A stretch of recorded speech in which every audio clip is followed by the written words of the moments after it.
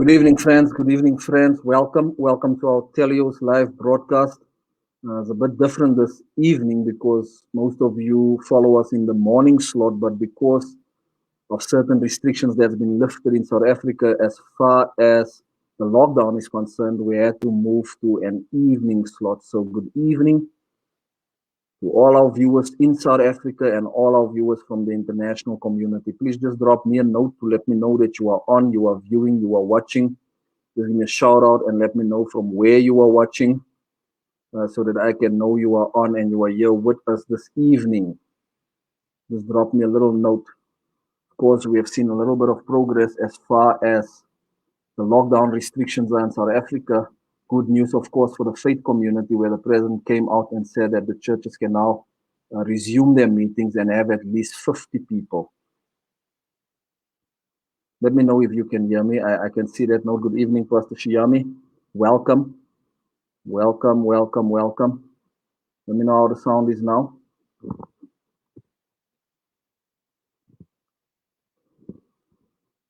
Thank you. Just let me know if you can hear me. I just want to make sure all of us are on the same. Thank you, Pastor Shiyami. Welcome, Delano. Welcome, Kume. Welcome, Veronique. Welcome so much. Andromeda. So good seeing you online as well. Thank you so much for joining this evening. And so we, of course, are in a very good space. We're in a much better space in South Africa. We've seen some of the restrictions on the lockdown lifted. President came out and he said faith communities are essential, and therefore he's lifted and given us some leeway where we are now able to gather with at least 50 people. And I think as the church, we should also celebrate these little victories. 50 might sound small, but I think it's a step in the right direction as far as the faith communities are concerned. And I just said earlier today to another pastor, each pastor needs to lead their people within their own context and do what's going to work for them. But I think as a church, we welcome these changes, and we are also excited as we move forward, and we are also able to participate in the season as we navigate this nation. Welcome, Claudine. I see you. Thank you. Fagan, welcome. Clyde, Dr. Clyde, welcome. Ansley Bentley, welcome. Thank you so much for joining us this evening. You would have also noticed before we started this broadcast, we had a little ad playing in the background, and that ad was for our School of Ministry that's coming up on the 27th of June. We had one on Saturday, and we had a very small group. We placed a cap of about 20 people, and it was just so interesting. It was so amazing to have all these people join us, and God helped us a bit in that particular session.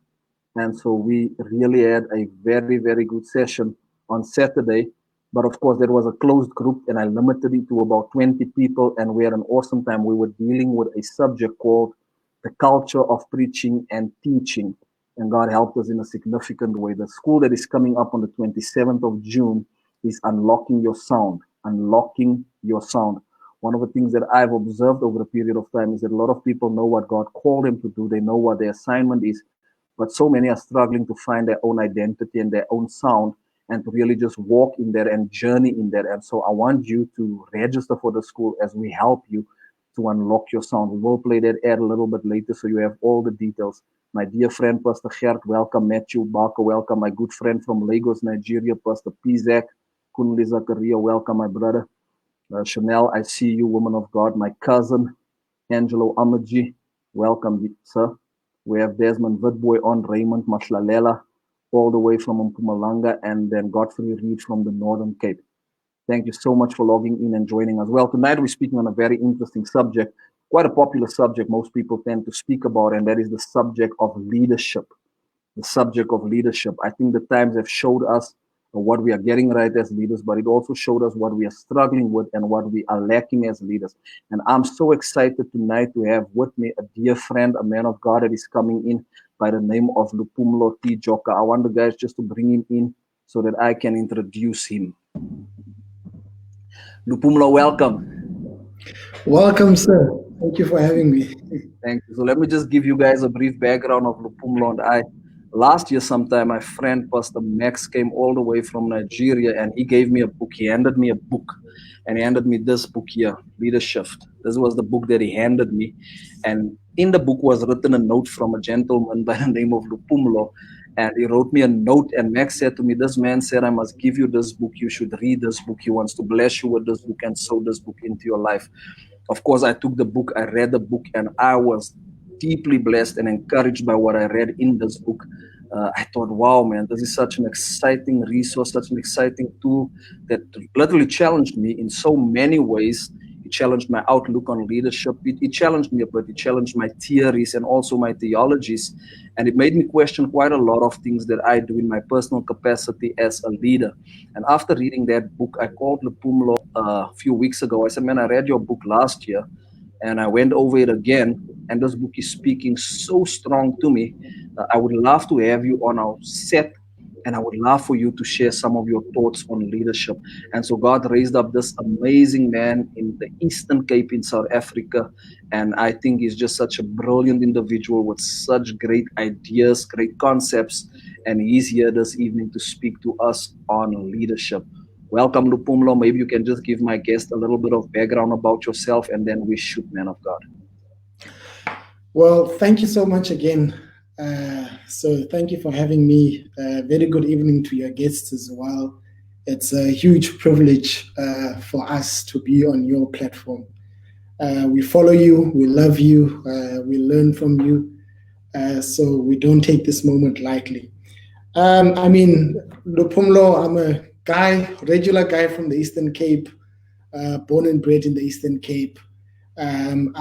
Most of my work is in the leadership development space. So I have a strong passion and love for leadership. And, I'm a student of leadership. About 5 years ago, we started a company called Global Leadership Consultants. And the purpose and the vision of that company was to raise up a new breed of leaders across the nation that would later influence and impact Africa and the world and the rest of the world.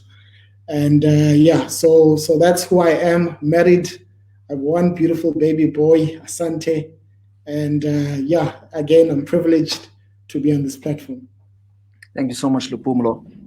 And so what I want you to give us basically, and let's first deal with definitions of leadership.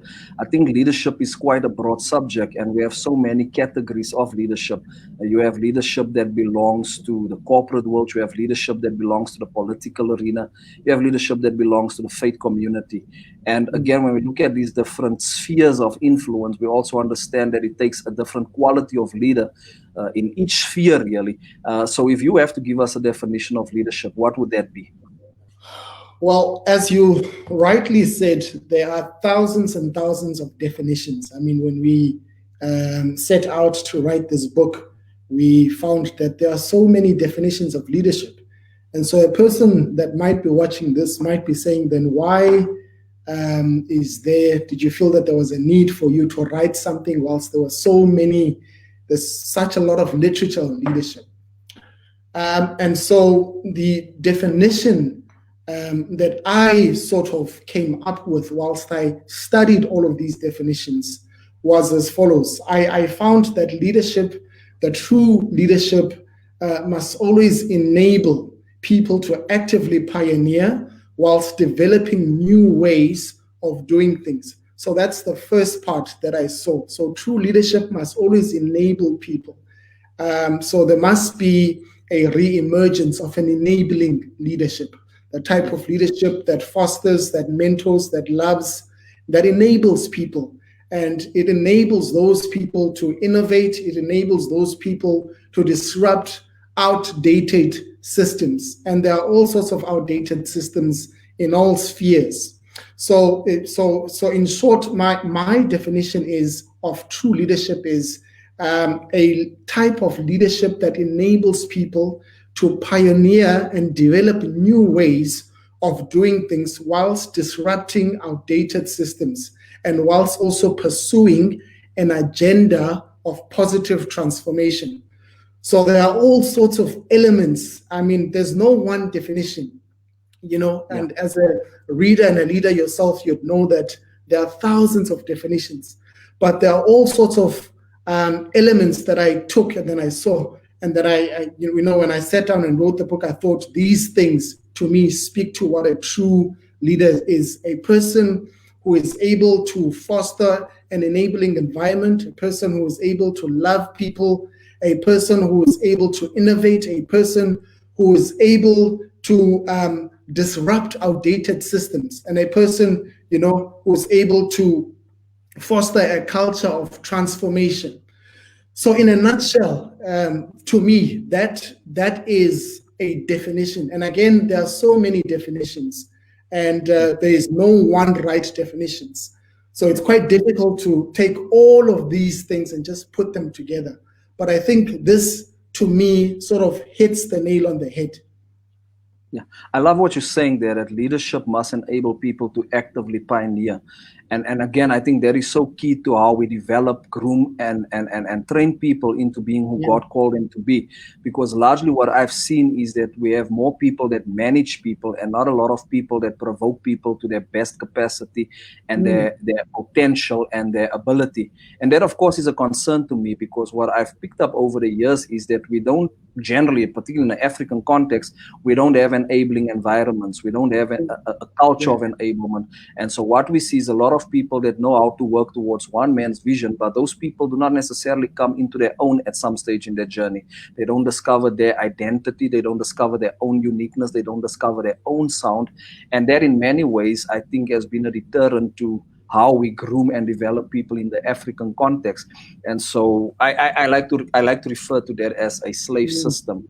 And why I call it a slave system is because people will serve us for the rest of their life and never come into their own grace, their own measure, and their own potential. Do you think a lot of that is built or established on the premise of insecurity? Because one of the things that I've picked up is, if we have been in the lead for a very long time, we also develop a false sense of entitlement with the territory or the space that we occupied. And as such, we find that it's more beneficial for us to keep people slaves and not to unlock and unearth what is in them.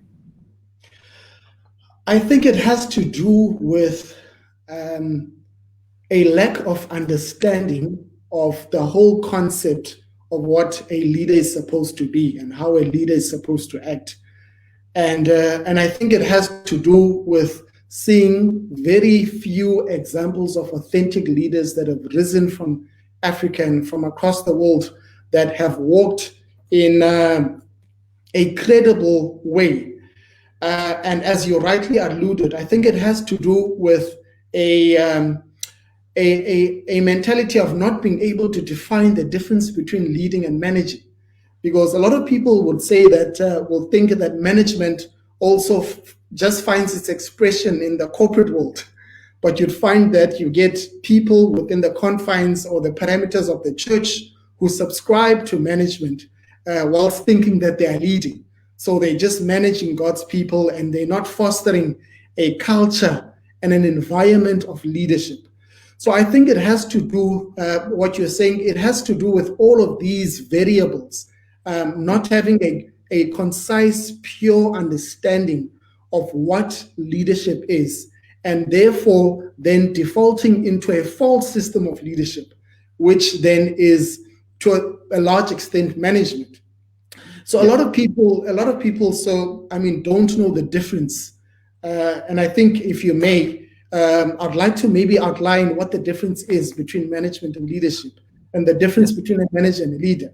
And I think it's important for all of us to know, because it then helps us to know how to function, to know how to lead, to know how to,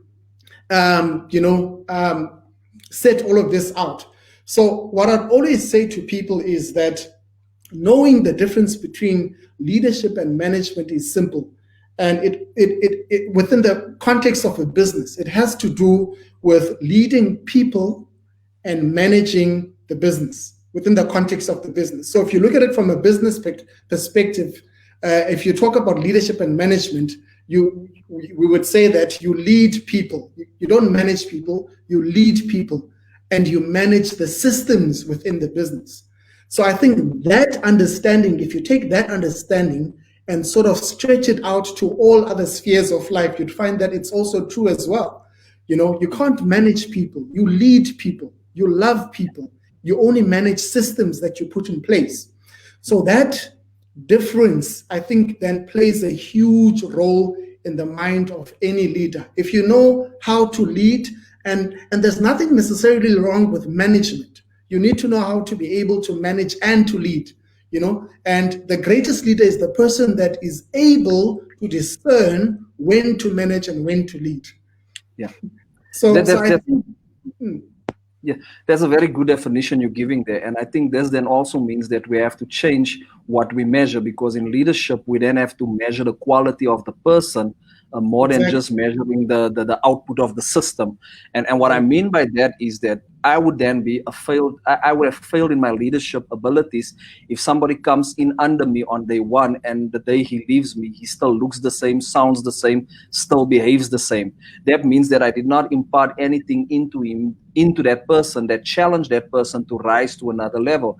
And so I think largely a contributing factor is the things that we decide to measure. So again, a leader must then also have a different measuring rod, because a lot of us look at the result, and so we say that if we have achieved this target, we have done well. But yet at the same time, we don't realize that we have stopped people from functioning at their optimum level.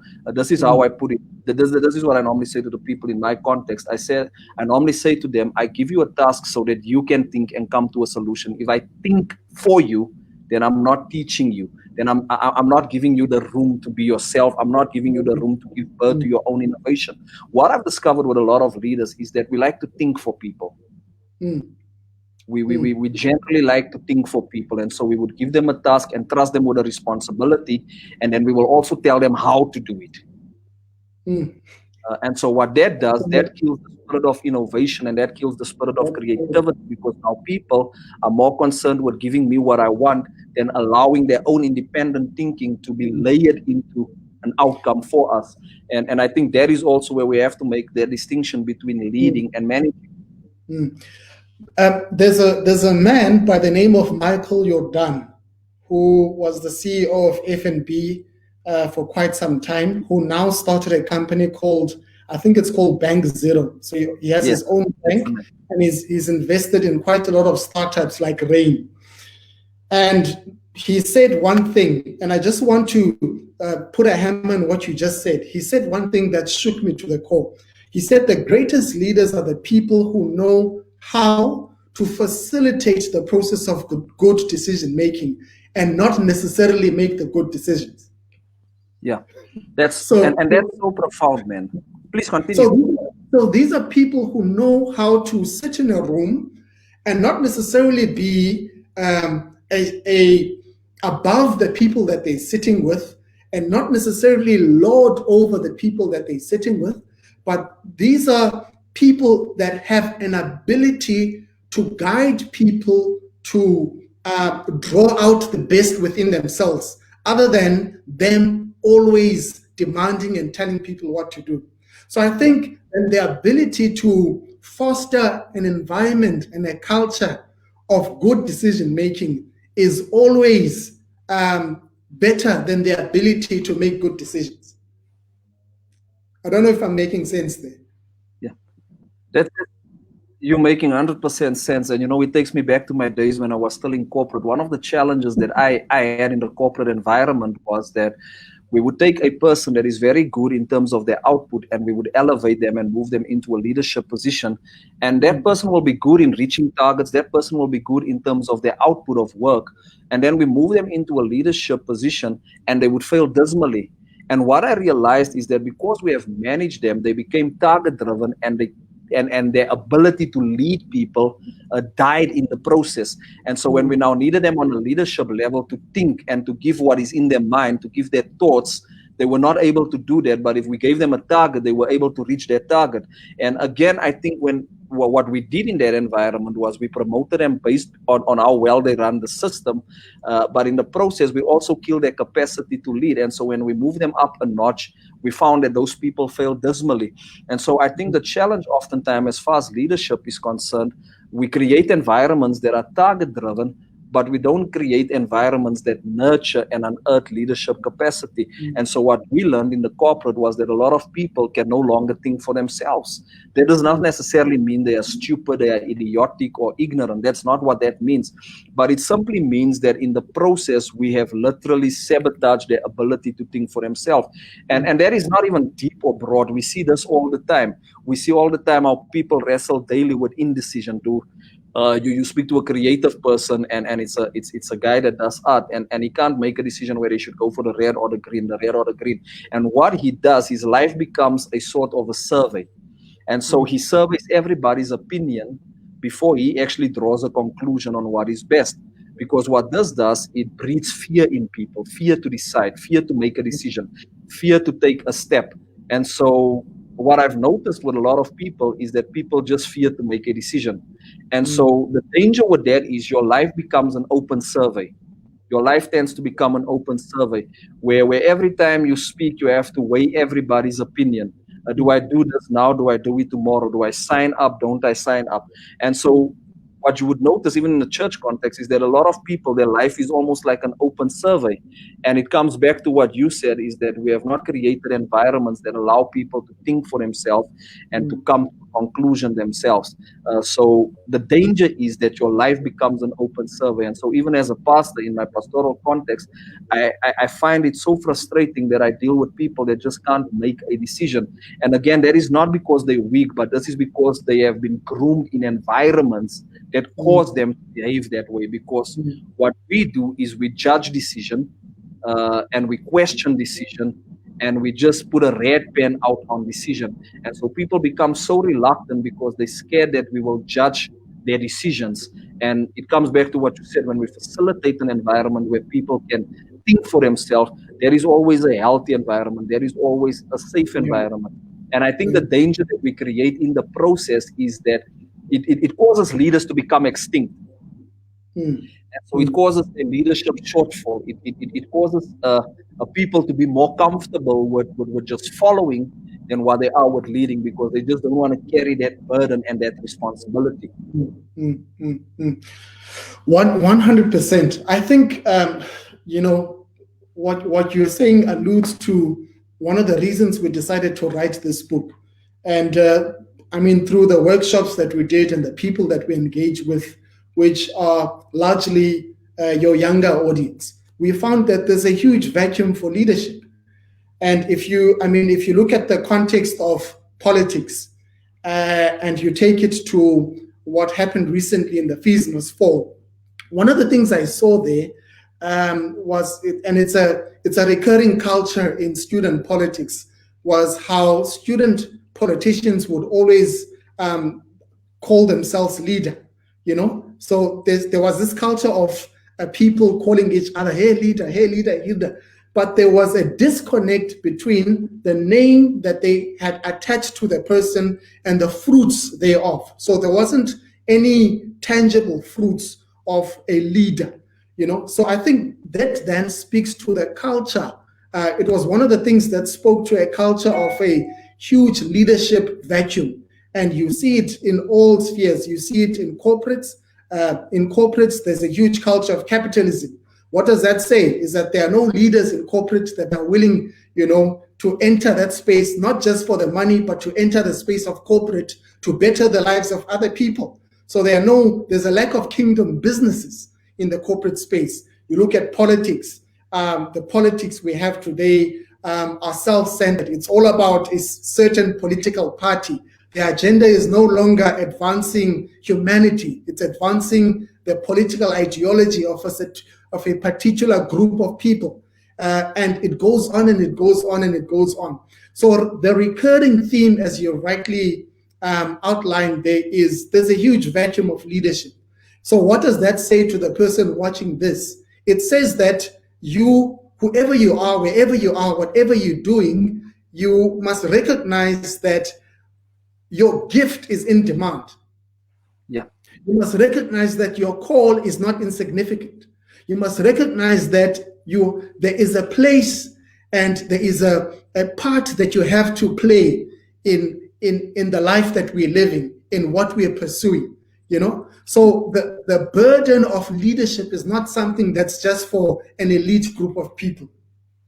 The burden and the act and the heart of leadership is not something that's just for the clergy, so to say, or for a few political elite or for those who are in power. It is a burden. If you are a believer, it is a burden that is your divine right. I mean, you are born with it. I mean, the Bible clearly says that we are king priest order. So this is something that we are born with. So I agree 100% with what you're saying. Yeah. So it brings me to the next point, Luphumlo. One of the challenges that I think we have in the African context is that we generally look at a strong personality and we make the assumption that a person is a leader. And so what I've noticed, particularly with the political machinery that's emerging in the South African context right now, is that we choose the person with the strongest personality and we say this is a leader. And that can be a very erroneous default that we choose. Because a strong personality does not necessarily mean it's a leader. Because what I've picked up over the years is that when we appoint people with strong personality into a leadership position, that person generally runs organizations with bullying tactics. And again, and that is the danger in terms of our default criteria for leaders in the African context. And so what we do is the guy that's the loudest, that is the noisiest, the guy that has the strongest personality and everybody's intimidated by him, we generally make that person a leader. And so that also to me seems to be a little bit dangerous, because now we are producing leaders that run people and organization with bullying tactics. Do you think we make a grave mistake when we take somebody just because they have a strong personality? Babylon is a fallen system. So if we are going to look into politics for true leadership, we won't find it there, unfortunately. So I think one of the foremost things that we have to look for when we look for true leadership is the ability to love people. So if you have a genuine love for people, and this is one of the things that I see a lot in people that have the potential to be the greatest of leaders, it's the foundation that undergirds who they are. So if a person loves people, if they have this one thing, a genuine love for people, then I think that their leadership has the potential to just go on to another level. And what I mean by that is, I mean, if you love a person, you will not want to see them hungry. So, naturally, you will have within you the desire to do something about what you are seeing in the country, inequality, poverty, unemployment. So it then becomes your love for humanity that drives you, other than populism, as you were saying, or the desire to be in a position, or the desire to see your name in great lights, or the desire to lead and be a president of a party or anything like that. I think if we then encourage people and teach people and tell people that this is the foundation, this is where we must go back to, a genuine love for people. This is how we must judge whether someone has the potential to lead or whether someone doesn't have the potential to lead. We must first ask them this question: do you love people? Do people generally irritate you? Do you love being around people? When you meet with a person for 10 minutes, after you leave, does that person feel that they are in a worse off position, or do they feel that they have been encouraged and are in a better place just because they have encountered you? So I think, for everyone who's watching, and it might sound very, very simple, but I tell you, it's a very profound and an important thing that is to a large extent missing within the African context. I think African leaders don't love their people. In all spheres, politically, if you go to anywhere you go, you'd find that there is a thing that is missing that is called love, genuine love for people. So I think if we then go back to that culture of leadership that is built on love for humanity. If you look at the greatest leaders of all time that lived before us, you look at Nelson Mandela. If he didn't have the genuine love for people, would he have spent 27 years? If you look at in the West, Martin Luther King, all of those people, if they didn't have a genuine love for people, I do not think that they would have had a driving force that kept them intact in times of crisis. Yeah, that's so profound. And I think, again, to come back to love, we have this misconstrued notion that love is something weak. And so generally when we use the phrase love, or we throw the phrase love around, a lot of people make the assumption that because a person is so loving, that person is weak. But what a lot of people don't understand is that love is actually a strength. Love is actually a virtue. Love actually reveals the quality of the leader. And to come back to the example that you highlighted, where you said African leaders do not necessarily have a love for their people, I actually concur with you, because when you look at the African context, one of the things that you always see is that we build for ourselves, we don't build for our people. On Monday, I think it was Monday when we had African Day. And that for me, generally when it comes around every year, it's one of the saddest days, because after so many years, we look at the state of Africa, and it comes back to what you've just highlighted, that we just don't have love for our people. This is why we won't build quality for our people. This is why we won't put systems on the ground that actually serves our people in a better way. We jokingly say, in our part here, we jokingly say that every African leader dies in a foreign hospital because he did not love his people enough to build a hospital for them on the ground. And that is so true. So I think what you are saying is right, and that love should be a prerequisite for anybody that we want to place in a leadership capacity. I want us just to deviate a little bit and deal with some questions. Ger Jackson had a very interesting question up, and I want us to maybe just tackle that question. He says, can we define the correlation between being gifted and being a leader? Can we define the correlation between being gifted? And of course, he highlights fivefold ministry gifts. He says, can we find a correlation between being gifted and being a leader? Can you maybe just help us with that question there, Luphumlo? I think after I attempt to answer that, you can then maybe add your views. Yes, I think it's important to understand that everyone is born with a gift. Everyone is born with a talent. Everyone is born with something that they can do, something that comes naturally to them.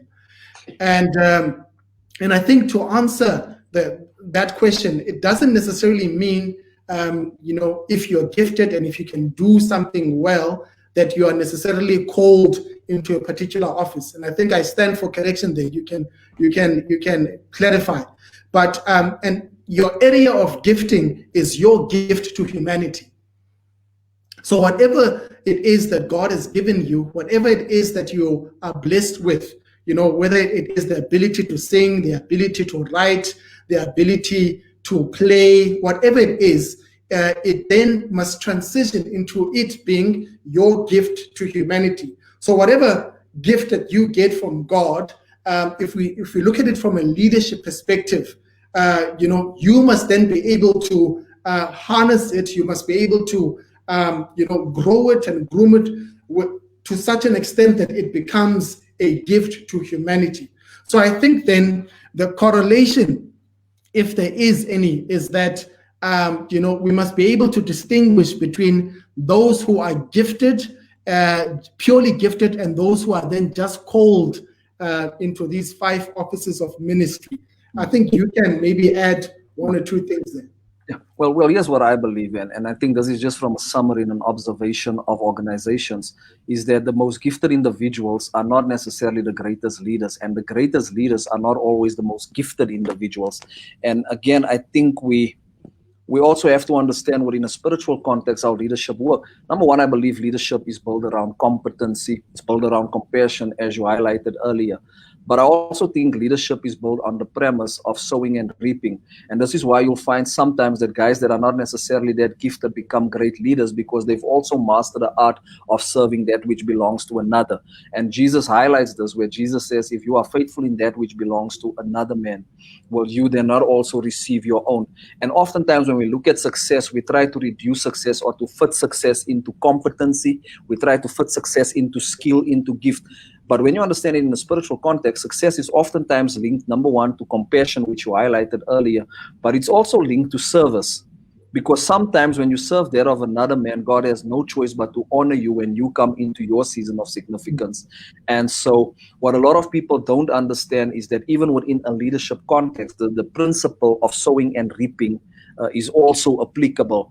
This is why sometimes we look at certain people and they are extremely successful, they are extremely fruitful, but when we look at their competency, we look at their skill, we look at their ability, we're like, but this book is not balancing, this is not adding up here. Because what a lot of people don't understand is that success is also fostered through a spirit of servanthood. And that servanthood is often being faithful to that which belongs to another man. And so when Jesus speaks about leadership, he says, if you serve what belongs to another man well, whatever you build, that will also be as great. Whatever you build, whatever you do, that will also be as great. And so when it comes to trying to draw parallels or correlation between being gifted and being a leader, I think there are many components that's a contributing factor. And for me, I don't think a gifted person will necessarily default into a successful leader, but neither do I think a great leader is necessarily gifted. There's quite a lot of things that contribute to that. And when we look at it in a church context, I'll give you an example quickly because it's a church-related question that was asked. You look, Philip the evangelist was part of the deacons in the early church, but he was not part of the eldership. So he was not part of the core leadership of the church. He was part of the secondary leadership of the church. But when you read of his exploits, you will find that Philip was a great, great evangelist. He was an extremely gifted individual.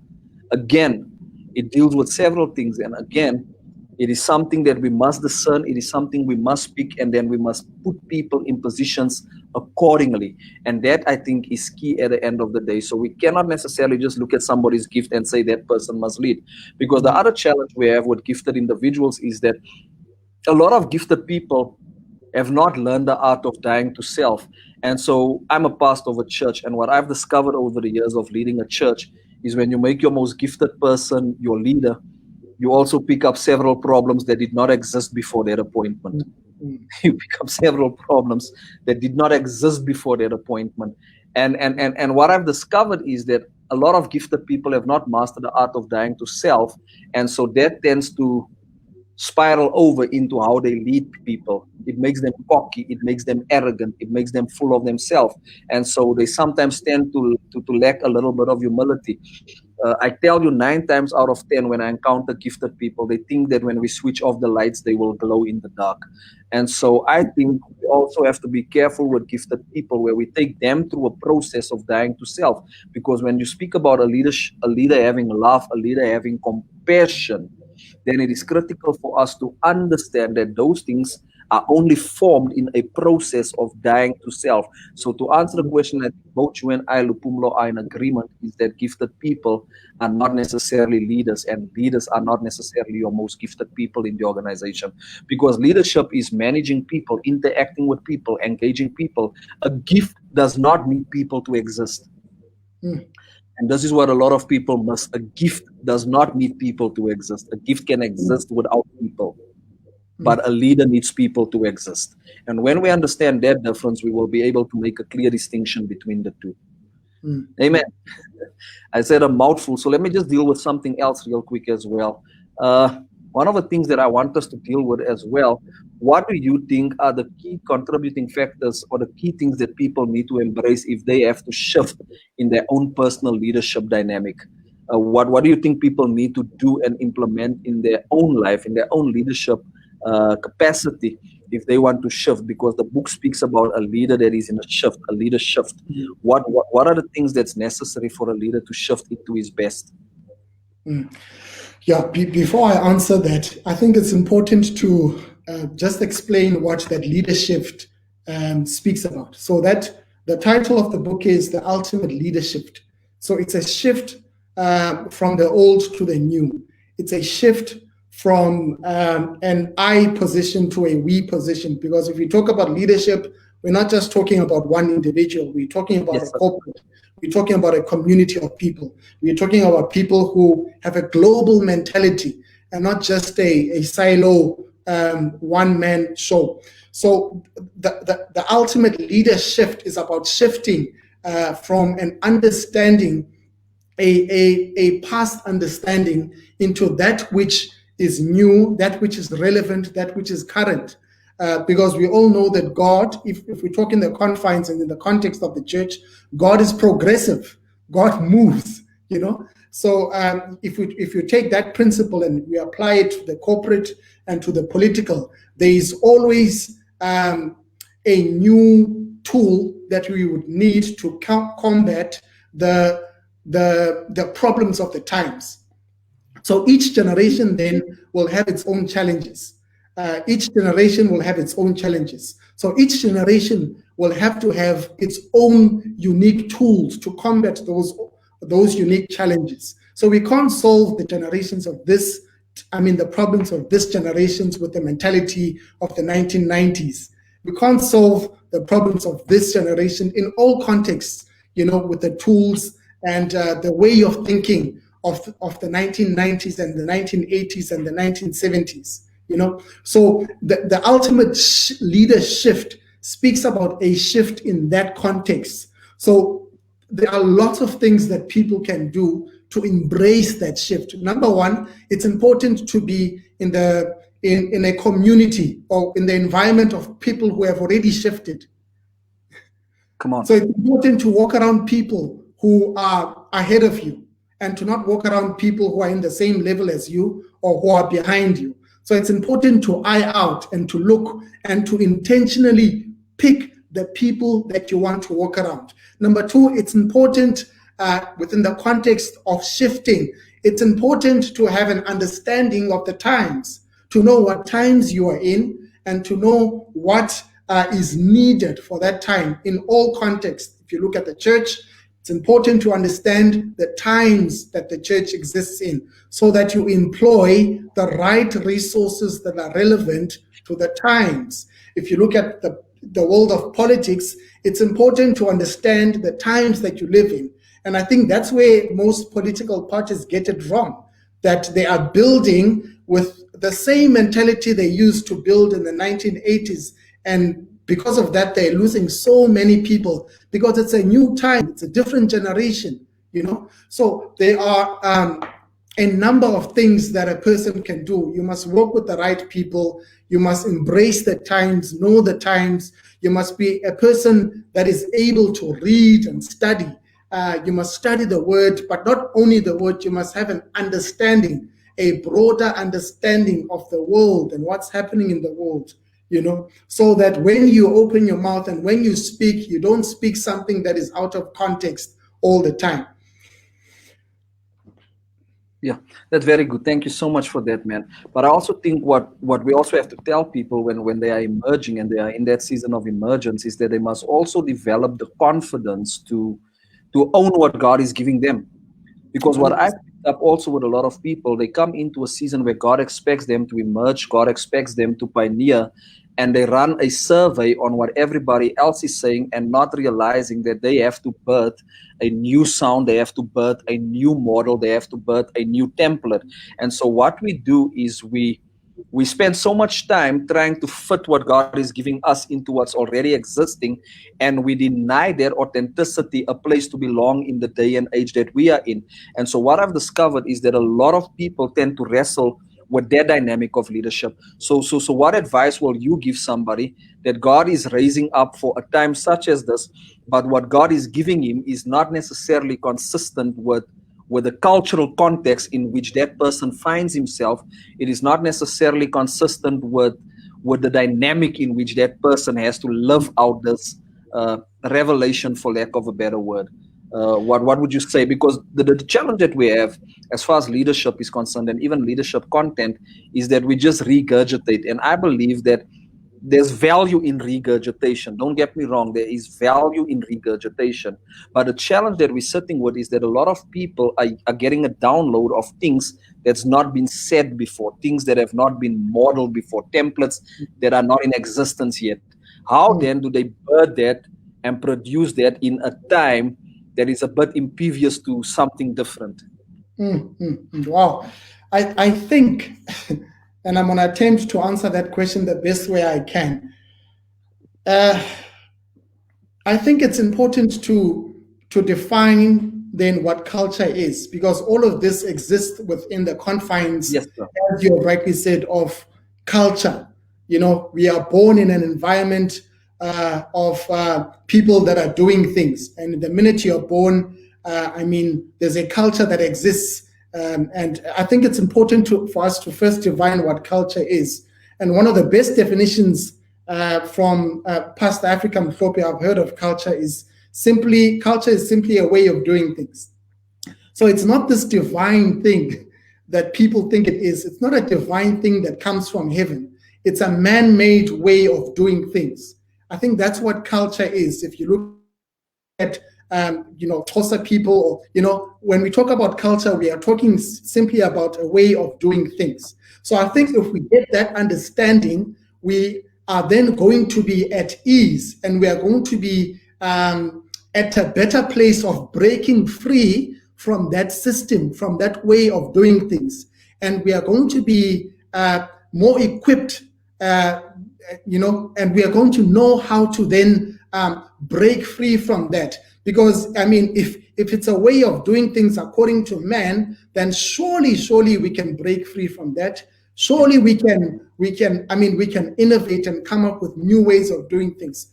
So I think having that understanding, there are ethnic groups that are truly embedded in culture more than others, and it becomes a different conversation. But I think having that understanding, that simplifies culture, that culture is just a way of doing things, it then gives us the freedom and the confidence to be able to break away. Because if you're going to lead, and if you're going to be a person of impact, then you have to be a person that knows how to break away. You have to be a person that knows how to disappoint other people. You have to be a person that knows how to disrupt what other people have built, even legitimately sometimes, because what other people might have built legitimately might not necessarily be what you must build in this particular time. So I think it's important for us to have the boldness, as you have said, to have the mentality, to have the drive, and to just have a heart and a fire within us that wants to build anew, to build afresh. Yeah. And I think if I look at it from my context, that comes from your intimacy with the Lord. Yes, sir. I think a lot of times the stuff that the Lord would give you, are a lot of times stuff that you can't reference anyway, other than the scriptures or other than your experience with the Lord.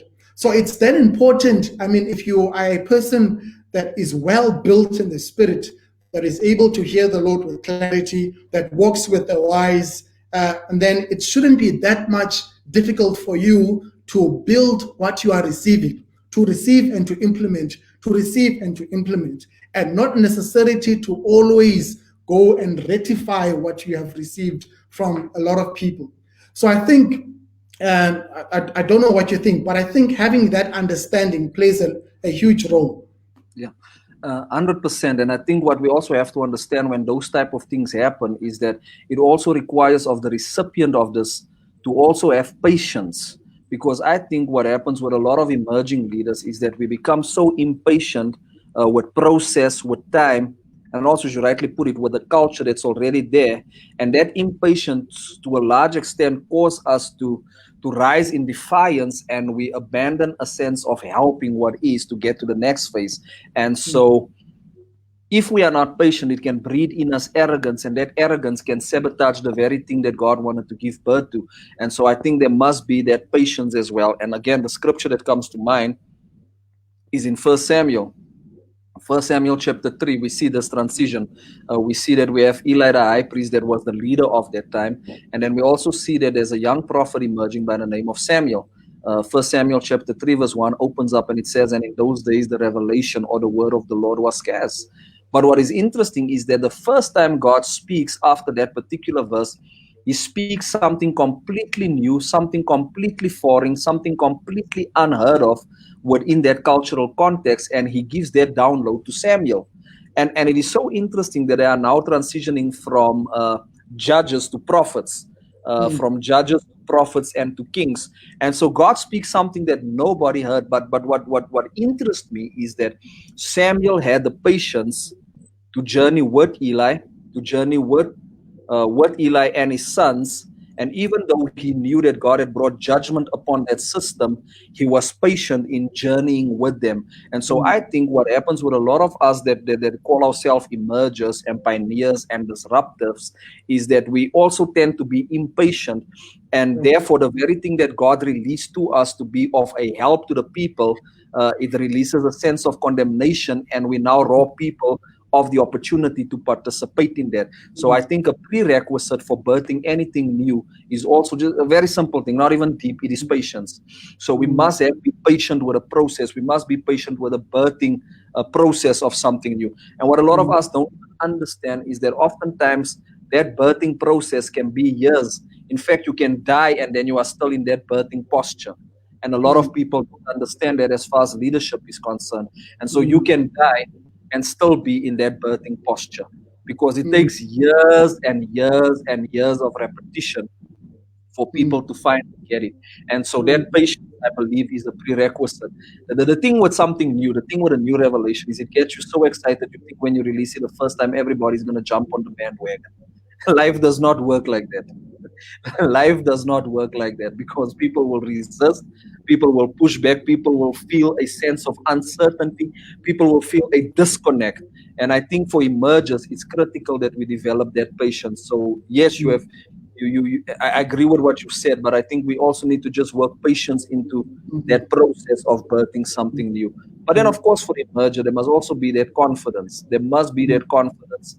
There must be that boldness.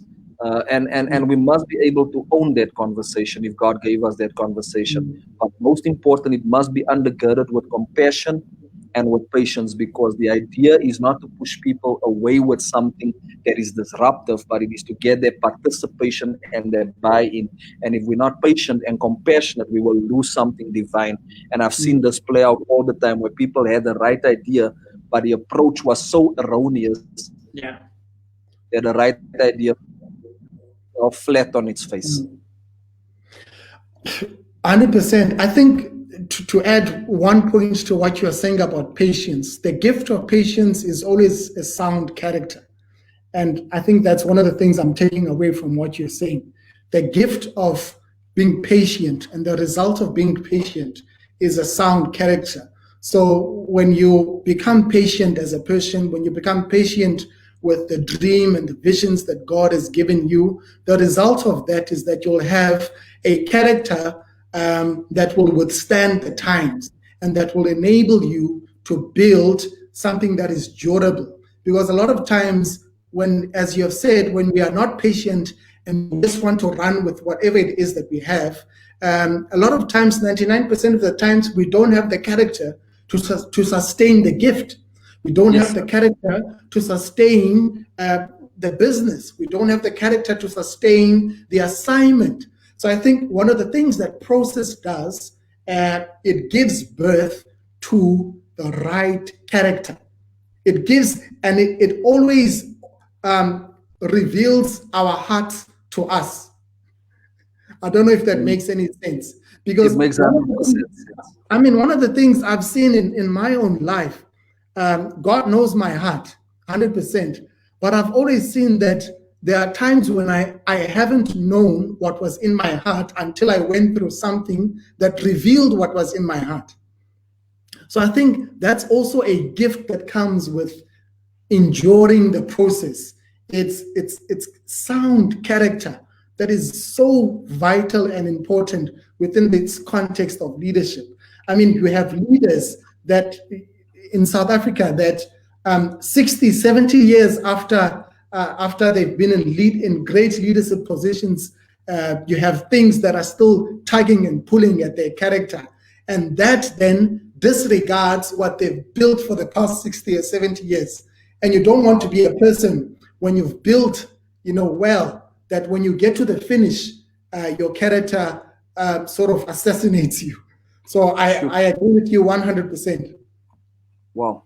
That's so good, man of God. I want to tackle one more thing because we're almost out of time, but I want to deal with one more thing that I think we need to discuss.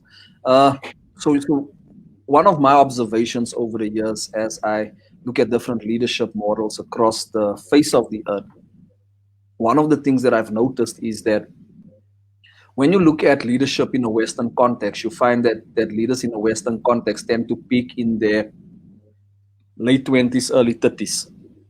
But when you come over to Africa, you find that most leaders speak in their mid 40s, coming into their early 50s. And again, I also believe that this is the cultural context in Africa, because in Africa, we're on a continent that if you are young and you are smart, you're a leader, you're intelligent, they will keep you on a lowdown until you reach a certain age where they feel you can be trusted more.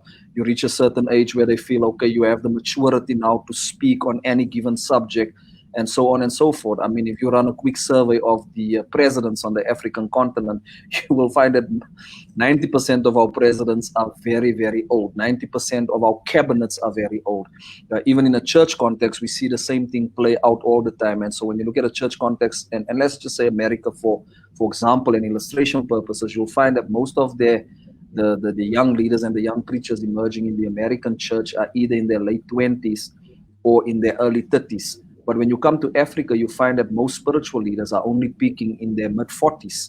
Do you think that poses a challenge for us in the African context? Do you think something needs to shift? Do you think it's good, or do you think it's something we have to change? And how do we approach and change that? I think it's a huge challenge for us in the African continent, because if you look at the population of Africa, you'd find that it's a continent of 1 billion odd people, and over 60% of those people are young people. They are under the age of 25. Over 60% of the citizens of Africa are young people. And so if you look at the leadership or the quality and the age of people that are leading Africa, as you have said, and the people that are being led, there's a huge disconnect. That's why there's always a contention between certain generations, because there's a huge disconnect between the people that are leading and the people that are being led. So I think in our attempt to address that, the way that a lot of people have been going about it has just been, if you look at politically, people are just now going to the streets and toying, which is not really solving the problem. I think one of the things that will help us to solve this is for us to arise. And it sounds so cliche, but I think it's such a powerful truth to embrace. If young people, if people that are competent, if people that are called of God in different sectors, in different industries, are firstly become people that are sure of their call, because a lot of people are not sure. A lot of people are doubting themselves. That's why they're just sitting back and letting other people decide for themselves, because they are not built and rooted, and they are not sure in their call. They are not sure. They haven't been affirmed. They haven't had a person that said, yes, you are called. Yes, you are ready. Yes, this is your time. Because it's largely because of the cultural context that we find ourselves in. So I think it's important for us to be sure of the assignment. It's important for us to be sure of the call and not to doubt that which God has given us. And it's important for us, going back to what we spoke about earlier, not to look to man, not to look to those, and I'm not saying that we shouldn't draw from those that have gone before us. Yes, we should draw from those that have gone before us, but it's important to build as the Lord shows you, and to do that which God is showing you with boldness, and to not wait. Because a lot of people, especially within the confines of business, you'd ask them, why aren't you starting a business? And they'll tell you they're waiting for the right time. And that right time will be when they are 40 or 50, when they've received their pensions. Which is a wrong mindset, which is a wrong mentality. So it's important for us to understand there'll never be a perfect time. So if there's anyone that can take anything from our conversation tonight, it's this: there will never, ever be the right time. There will always be something, there'll always be something that pushes you from not starting or pushes you from not pursuing what God has called you to do. There'll always be challenges. There'll always be people speaking against you. There'll always be people who are doubt. If God has called you to do something, and if God has commissioned you to do something, I think it's it's about time that we just go and we do it. Yeah, I agree with you. I want to deal with a question here real quick. Is leadership confined to or restricted to chronological age, or does maturity supersede age? And again, I think it comes to what you've just highlighted. Is leadership confined or restricted to chronological age, or does maturity supersede age? And I think I believe with all my heart that maturity goes beyond age. You know, there's an old African proverb that says with age comes wisdom, but in many cases age came alone. And I, I genuinely believe that maturity supersedes age, and that maturity is something you can hear. When somebody speaks, you can hear that maturity. When somebody engages people, you can see that maturity. And I don't think we necessarily need an ID card to validate maturity, because maturity is obvious. It's something you see, it's something you hear, and we don't always need an ID card to validate maturity. So to answer that question, I think maturity is much deeper than age. Jesus was 12 years old, and he was debating with the scribes in the temple, speaking to them about mature things. And so it's so critical that you understand that that maturity goes way beyond age. You can be 25-year-old and you can sound extremely matured. And again, it's the gift of God, the grace of God, number one, but it's also exposure. And it's something that you highlighted earlier, Luphumlo, when you said that sometimes when you are with a circle or with a certain crowd, that tends to sharpen you, it tends to develop you, and you'll find that certain people are just way ahead of their age, specifically because of their exposure and how they journey with God. And I think those things are critical. Amen. So just real quickly, this was an awesome chat, Luphumlo. I thank you so much, man, for taking the time to join me on this chat. We have learned so much. We've taken so much from you this evening. Family, Luphumlo's book is available. The details will be on the screen. We've had those details throughout the program on the screen. You can get that number, get the book. This is a book that I personally read, and I recommend this book. It's a life changer. The show did not help us to cover everything that's in that book. We probably just touched a little bit on that because we were dealing with such wider issues. But I want to encourage you to get this book. This book definitely brought a shift in my outlook. It challenged some of my theories, and it caused me to make certain adjustments to my own person and my own character as far as leadership is concerned. So I want to encourage you to get this book, get in touch with a man of God. Luphumlo, thank you so much for joining me this evening. I really appreciate it. Do you have any closing comments for our viewers before we say goodbye to you? Thank you so much for the opportunity. I think, now is the time. If there's anything I can say, it's that now is the time. Creation is eagerly waiting for the manifestations of the sons. Gone are the days where church is just about the four walls and a sermon and a Sunday morning or a Tuesday evening. The challenges that we are facing require a people that have a different mentality. One of the points I make in the book is that every crisis presents us with a new opportunity for a new type of leadership to emerge. So each crisis comes with an opportunity. And right now, we are in a crisis of coronavirus, COVID-19. So it's important for us to be able to see beyond corona, to be able to see beyond the crisis, and just know that creation is beckoning. It's calling for true leaders to emerge. And those leaders are not necessarily those leaders that are in parliament. They are great leaders that are in parliament.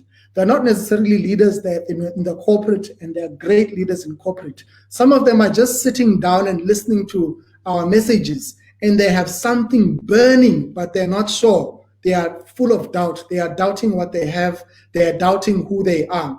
If any of those people are listening, I want to affirm that God is calling you for such a time as this. Do not look to your age. Age is a physical factor. Age is somewhat of a carnal factor. Don't look to the physical age. Look to the spiritual age. As you have said, look to the content. Look to the posture of your heart. One of the most important things that I think I've learned throughout this whole process is the importance of the heart that you have, more than the skill, more than your mentality, more than the books that you've read. But how is your heart? How is your heart towards people? Do you love people? Are you a forgiving person? Does it ache you? Does it pain you when you see someone else suffering?